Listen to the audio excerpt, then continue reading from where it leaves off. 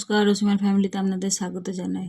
চলুন, এই যে আমাদের বাড়ির সামনে বিন্ধ্যবাসিনী পুজো হয়েছিল, মেলা হয়েছিল। মেলায় তো আসতে পারিনি, আজকে ভাঙা মেলা।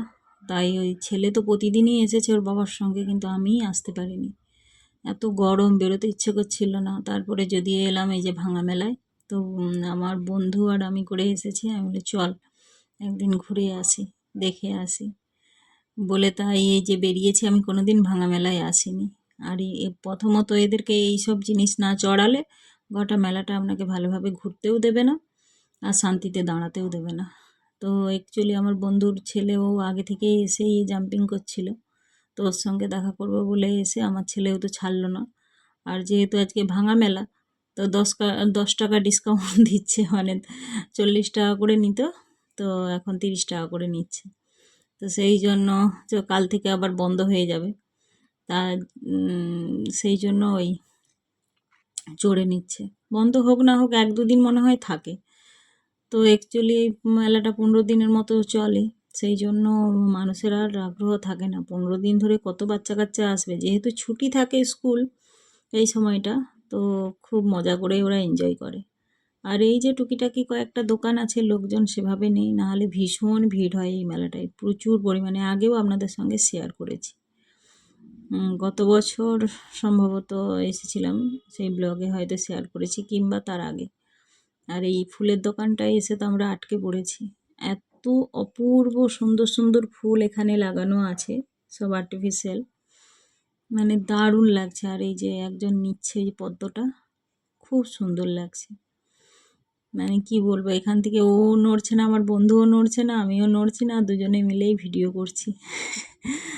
কি অপূর্ব লাগছে, রং বেরঙের গাছপালা, মানে গাছ হয়ে আছে এরকম, টবে লাগানো আছে এরকম, মানে খুব সুন্দর লাগছে। অরিজিনাল তো নয়, সবই আর্টিফিশিয়াল, কিন্তু দেখলে মনে হবে যে পুরো অরিজিনাল। তো ওখান থেকে এসে তারপরে তো কিছু তো খেতে হবে, ওরা তো ঘেমে চান হয়ে গেছিলো। প্রথমে একটা পাপড়ি চাট কিনেছিলাম, কিন্তু খুব বাজে খেতে সেটা, আর ঠিকমতো খাওয়া হয়নি। তারপরে বললাম যে প্রচুর গরম, চলো আইসক্রিম খাই।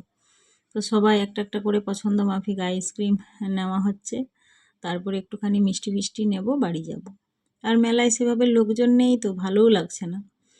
ভিড়ের সময়ই ভালো লাগে মেলাটা। আর এই দোকানগুলো আরও 2-3 দিন থাকবে জিজ্ঞেস করলাম। তারপরে এই যে একটুখানি জিলেপি নিলাম, একটুখানি ওই গজা, গজা নয় কটকটি নিলাম, আর একটুখানি বাদাম ভাজা। আমার তো এই মেলার বাদাম ভাজাগুলো খুব ভালো লাগে, তো একটুখানি বাদাম ভাজা নিলাম, নিয়ে বাড়ি ফিরলাম।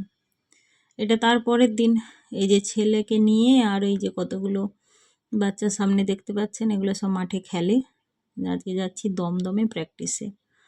দমদমের মাঠে ওদের প্র্যাকটিস আছে, প্রগতি না, ওটা কি ভারতী সংঘ, ওই মাঠে ওদের প্র্যাকটিস আছে, আগে ম্যাচ আছে, সেই জন্য আমরা সবাই মেট্রো করে দমদম যাব। দমদম থেকে আবার ওই ভারতী সংঘ মাঠে যাব, ঘুঘুডাঙ্গা ভারতী সংঘ। আগেও গিয়েছি, আগেও আপনাদের সঙ্গে শেয়ার করেছিলাম। তো সেই জন্য আজকে একটু বেশি যাচ্ছে বাচ্চারা বা গার্ডিয়ান সবাই, ওই জন্য আমরা অনেকজন মিলেই যাচ্ছি, মেট্রো করে যাব। তো আগে তো বাচ্চাগুলো উঠে গেছে, তারপরে টিকিট কাটবো, তারপরে যাব। তো গরম তো মারাত্মক গরম। আর এই মেট্রোতে গেলে একটা সুবিধা কি, পুরোটাই এসি, মানে খুব ভালোও লাগে। আর মেট্রোতে তো জার্নি বলে মনে হয় না, 2-3টে স্টপেজ পরেই দমদম, তো খুব তাড়াতাড়ি পৌঁছেও যায়, আর একটু আরামেও যাওয়া যায়। আর যেহেতু দক্ষিণেশ্বর থেকে আমাদের মেট্রোটা মানে শুরু হচ্ছে, তো এখান থেকে সিট না পাওয়ার কোনো অসুবিধাই নেই, আরামসে সিট পেয়ে যাই, ফাঁকাই থাকে। আর এই যে দেখুন সব মায়েরা পাচ্ছে না, কিভাবে করবে। এখন তো কয়েন নেই, এখন সব কাগজ করে দিয়েছে টিকিটগুলো, তো অনেকেই পারছেই না, মানে ঢুকতে পারছে না। আগে ছিল কয়েন বা এমনি ওই এটিএম কার্ডের মতো কার্ড, সেগুলো এখন নেই, কারণ এখন কাগজ হয়ে গেছে। তো কাগজ দিয়ে মানে ঠিক মতো না ধরলে খুলছেও না। আর ওই মেট্রো আসছে দূরে, তো আমরা একটু সামনের দিকেই যাচ্ছি যাতে ভিড় একটু কম হয়। ভিড় এতটা হয় না, এখানেই তো শুরু। ওই যে দেখুন, ওইখান দিয়ে বাঁক নিয়ে এদিকেই আসবে, এদিকে একটাই মানে আসা যাওয়ার একটাই রুট, অপোজিটে দাঁড়ায় না, এই দিকটাই আসে, এই দিকটাই যায়। তো সবাই তো খুব উৎসাহিত, খাওয়া দাওয়া সব সেরে তাড়াতাড়ি করে এই যে বেরিয়ে পড়েছিলাম। আর ওই যে মেট্রোটা আসছে, কিন্তু ওইখানটা একটুখানি দাঁড়িয়ে গেছিলো। আর এইখানটা যেহেতু ক্রস করে আসা, তো মানে তাড়াহুড়ো করলে তো হবে না, এই ক্রস করে তারপরে সোজা হয়ে তারপরে এখানেই যেহেতু থামবে, তো স্পিডটা অনেকটাই কম আছে। আর এখানে যেহেতু লাস্ট, মানে ওই দিক থেকে আসতে গেলে এদিকেই লাস্ট, তো এখানে পুরো মেট্রোটা খালি হবে, তো ভীষণ মানে লোকের হয়, চাপ হয়। আর এই যে ফাইনালি চলে এলো। আমি একটুখানি ভিডিও করছিলাম, ওরা অনেকটা এগিয়ে গেছে। তো আমার ছেলে আমাকে ডাকতে এসছে যে তুমি অত স্লো হচ্ছ কেন। তা আমি বললাম যেখানেই খুশি উঠি না কেন, মেট্রো তো পুরোটাই হেঁটে হেঁটে যাওয়া যায়, মাঝখানে তো কোনো পার্টিশন নেই, পুরোটাই ফাঁকা, তো যেই কামড়াতেই উঠি না কেন ঠিক পৌঁছে যাব এক জায়গায়। তো বলছে না তুমি চলো, সবাই একসঙ্গে যাব। তারপরে আমি বললাম আচ্ছা ঠিক আছে নে, বলে এই যে সবাই মেট্রোতে উঠে পড়ছি। আর মেট্রোতে উঠেই এদের বদমাইশি শুরু। এই যে দেখুন সবাই নেমে যাচ্ছে, যারা মানে গন্তব্য যাদের এখানে। তো এসে আরামসে আমরা সিটও পেয়ে গেছি, পুরো ফাঁকা, এখান থেকেই শুরু হয়। তো তারপরে আমরা ওই দুপুরের টাইমে গেছিলাম, ওই টাইমটা অতটা ভিড়ভাড় হয়, মানে হয় কম হয়, অফিস টাইম হলে তখন বেশি ভিড় হয়। আর এই যে বাচ্চাগুলো উঠে পড়েই বদমাইশি শুরু। এই যে দেখুন সব ঝোলাঝুলি একজন করে, তো আর একজনের দেখে সবাই শুরু হয়ে যায়। মেট্রো অলরেডি ছেড়ে দিয়েছে, আর এদের বদমাইশি শুরু হয়ে গেছে। বললে তো একজনও কথা শুনবে না। আর বাইরের দিকটা দেখুন। আর সত্যি কথা বলতে এত বাইরে গরম ছিল, ভেতরে ঢোকার পরে যেন প্রাণটা ফিরে এলো, এরকম অবস্থা। আর এই যে একটাও বাচ্চা বসেনি, পুরো এটাই এরকম ঝুলাঝুলি করে করে গেল। তারপরে তো সামনেই এই যে নামার সময় হয়ে গেছে আমাদের, দমদম পৌঁছে গেছি। আর দমদম পর্যন্ত পুরো ওপরেই, মানে উপর দিয়েই মেট্রোটা দক্ষিণেশ্বর থেকে। এই যে সব নামবো, আর এই দমদমে ভীষণ ভিড় হয়, তো ওদেরকে বললাম যে এক জায়গায় দাঁড়া, কারণ দমদম স্টেশন থেকে ভিড় হওয়া শুরু হয়, এখানে ভীষণ মানুষ ওঠে আবার নামে। আর এই যে আমরা সবাই নেমে গেছি, মেট্রো ছেড়েও দিয়েছে। এবারে হেঁটে হেঁটে আমরা যাব সেই ভারতী সংঘ মাঠে। তো ওখানে যাওয়ার পরে মানে খেলা শুরু হবে, স্যার অলরেডি আগে পৌঁছে গেছে। আর এই যে দেখুন আজকে অনেকজন আমরা যাচ্ছি। আজকে আমার ওই বন্ধুর হাজব্যান্ডও এসেছে। আর এই যে দেখুন বৃষ্টি হয়েছিল হালকা পরিমাণে, তবুও খেলা হচ্ছে।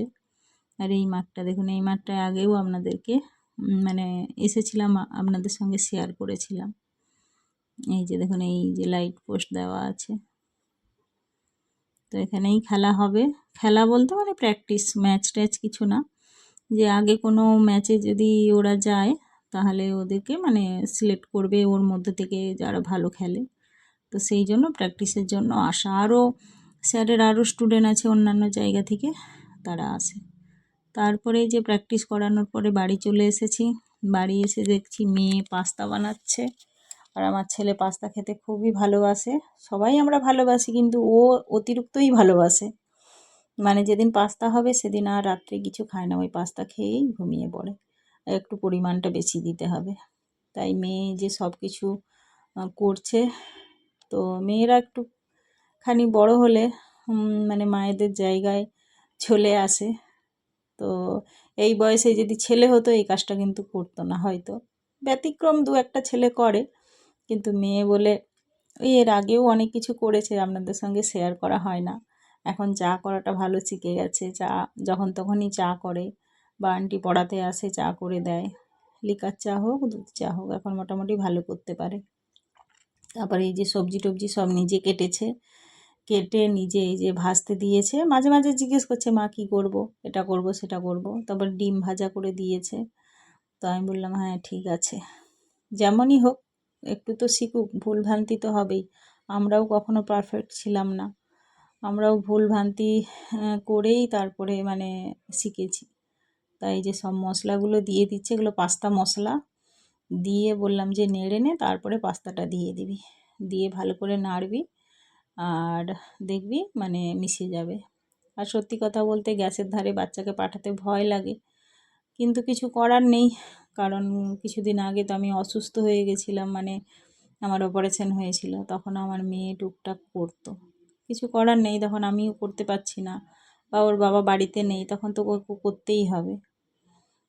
আর মেয়েরা একটু একটু করে না শিখলেও আবার অসুবিধা, কারণ এই বয়সে আমরা অনেক কিছু করতে পারতাম রান্না বান্না, কিন্তু ওরা তো সেভাবে করে না। কিন্তু একটুখানি নিজের জীবনযাপনের জন্য একটু আধটু শিখে রাখাও ভালো, কারণ আলটিমেটলি মেয়ে যেইখানেই যাক না কেন, পড়াশোনার সূত্রে হোক, চাকরির সূত্রে হোক বা সংসারের সূত্রে হোক, কাজ তো মেয়েদেরকে করতেই হবে, সে কম হোক আর বেশি হোক, বেসিক জিনিসটা তো শিখে রাখা দরকার। তো সেই জন্য, আর এগুলো ওরা খুশি হয়ে বানাতে চায়, সেই জন্য ওদেরকে বাধা দিই না, কারণ এদের মধ্যে ওই জিনিসটা করার আগ্রহ থাকে। তো ফাইনালি হয়ে গেছে, তো সবাইকে দেবে, তাই পরিবেশন করছে। এই যে কেমন হয়েছে আপনারা কমেন্ট করে জানাবেন, ভালো লাগলে অবশ্যই একটা লাইক করবেন, শেয়ার করবেন।